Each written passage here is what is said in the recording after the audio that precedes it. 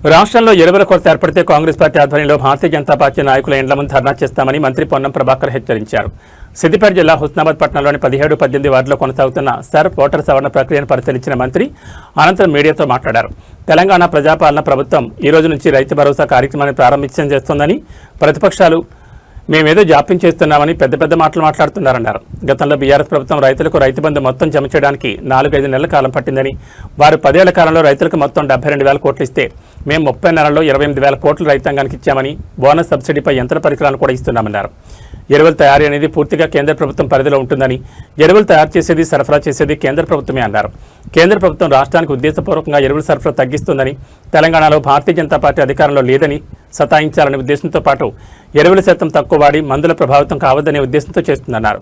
రాష్ట్రానికి సరిపడా ఎరువులు సరఫరా చేయాలని ముఖ్యమంత్రి మంత్రులం అనేకసార్లు కేంద్ర ప్రభుత్వాన్ని డిమాండ్ చేశామని, రాష్ట్రానికి సంబంధించిన ఎరువుల సరఫరా భారతీయ జనతా పార్టీ బాధ్యత అన్నారు.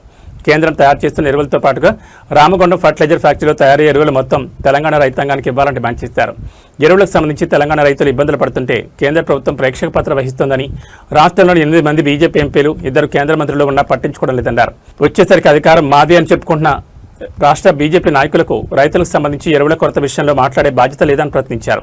ఎరువుల కొరత విషయంలో రాష్ట్ర బీజేపీ ఎంపీలు కేంద్ర మంత్రులు జాగ్రత్తగా ఉండాలని సూచించారు. యూరియా యాప్కు సంబంధించి ఎవరైనా రైతులకు ఆపరేటింగ్ చేయడం రాకపోతే రైతు వేదికల్లో సంబంధిత ఏఈఓలను సంప్రదించాలన్నారు. వచ్చిన ఎరువులను రైతులందరికీ ఇబ్బందులు లేకుండా సరిపడా చేసే బాధ్యత తమ ప్రభుత్వందన్నారు. 20 వార్డులలో అందరు తిరుగుతున్నారు, 20 వార్డులలో అందరు ప్రజలకు బాధ్యత ఉన్నా, అధికారులకు బాధ్యత ఉన్నా. ఒకసారి చేసిరా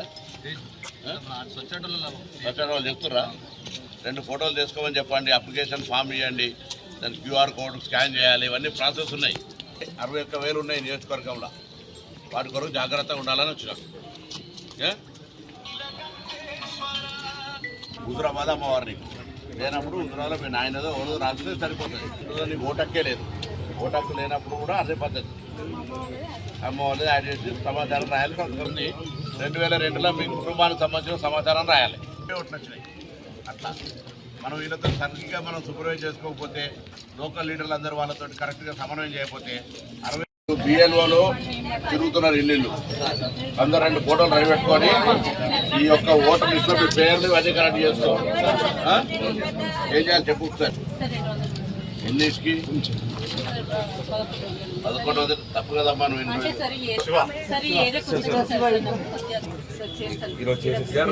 రివ్యూ చేయాలి. మీరు రైతు భరోసా కార్యక్రమాన్ని ప్రారంభం చేస్తూ ఉంది. ఈ సందర్భంలో కొంత ప్రతిపక్షాలు చాలా పెద్ద మాటలు మాట్లాడుతున్న సందర్భంగా మీరు ఎన్రోల్ చేస్తున్నారు, మీరు దాన్ని ఆర్భాటం చేస్తున్నారు అని చెప్పే పరిస్థితి సందర్భంగా మీ అందరికీ వాస్తవాలు ఇదంతా కూడా అఫీషియల్ డాక్యుమెంటు. ఇక్కడ ఒక అంశం ఎరువులకు సంబంధించి, ఎరువులు అనేటువంటిది దయచేసి రైతులు కూడా ఆలోచన చేయాలి. పూర్తిగా ఎరువుల తయారీ అనేటువంటిది కేంద్ర ప్రభుత్వం. రాష్ట్రాలు ఎక్కడ కూడా ఈ దేశంలోనే ఏ రాష్ట్రం ఎరువులు తయారు చేసుకోదు. ఎరువుల శాఖ కూడా కేంద్ర ప్రభుత్వం దగ్గర ఉంటుంది, కెమికల్ అండ్ ఫర్టిలైజర్ డిపార్ట్మెంట్ అనేది. సో వాళ్ళు తయారు చేసేది వాళ్ళే, సరఫరా చేసేది వాళ్ళే. వాళ్ళు ఉద్దేశపూర్వకంగా సరఫరాలు తగ్గించి అలా 2 రకాలు, ఒకటేమో తెలంగాణలో భారతీయ జనతా పార్టీ లేదు కాబట్టి సతాయించాలనేది ఒకటి, రెండోది ఎరువుల శాతాన్ని తక్కువ వాడి మందు బువ్వ తినద్దు, మందులకు సంబంధించినటువంటి ప్రభావితం కావద్దు అనే దాని మీద 2 ఆలోచన కూడా అందులో ఉంది.